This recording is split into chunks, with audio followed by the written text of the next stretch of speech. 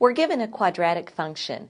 We'll use the vertex and the intercepts to graph the function, then we'll state the axis of symmetry as well as the function's domain and range. We have f of x is equal to x plus 1 quantity squared plus 4. This is given in vertex form. We have f of x is equal to a times the quantity x minus h squared plus k. We know hk represents the vertex. So first, let's determine whether this parabola opens up or down.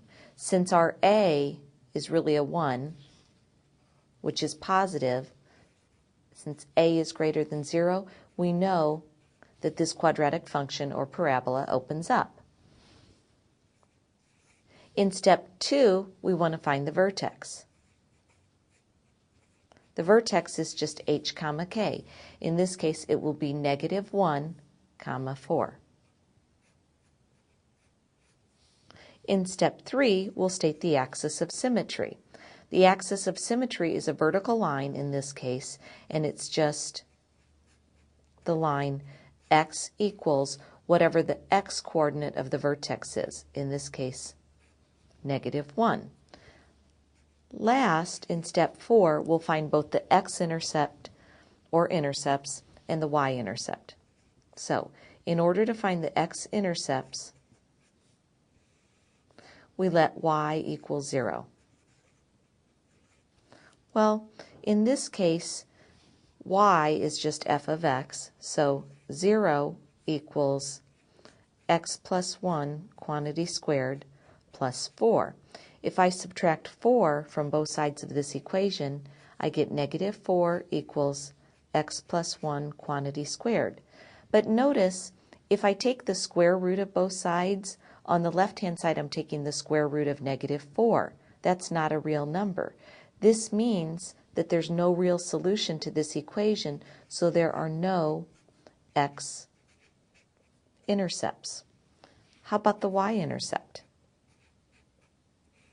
We can find the y-intercept by letting x equal 0. If we let x equal 0, then our y-intercept, or f of 0, equals 0 plus 1 quantity squared. I'm just substituting 0 up here in my original equation, plus 4. And this becomes 1 squared, which is 1, plus 4, or 5. Now we can sketch a graph of this quadratic function. So, first of all, we know the axis of symmetry is the line x equals negative 1. So that's just a vertical line going through the x-axis at negative 1. And we know that the vertex is negative 1 comma 4. Negative 1, 4 lies on the axis of symmetry. We also know that this quadratic function opens up, which is why there are no x-intercepts. We know the y-intercept is at 5, and by symmetry we'll have another point on the other side of the axis of symmetry at negative 2, 5. And now we can sketch this quadratic function.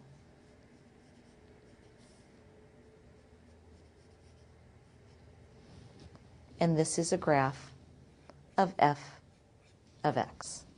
And finally, let's state the domain and range. The domain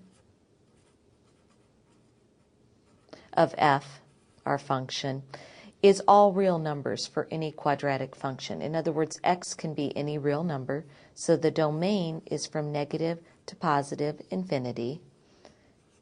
And the range of our function f is any value that y can be. In this case, it's a quadratic function with a minimum value here, and it opens up, so the lowest value that y can be is 4, or y can be any value greater than 4. So the range is from 4 to positive infinity.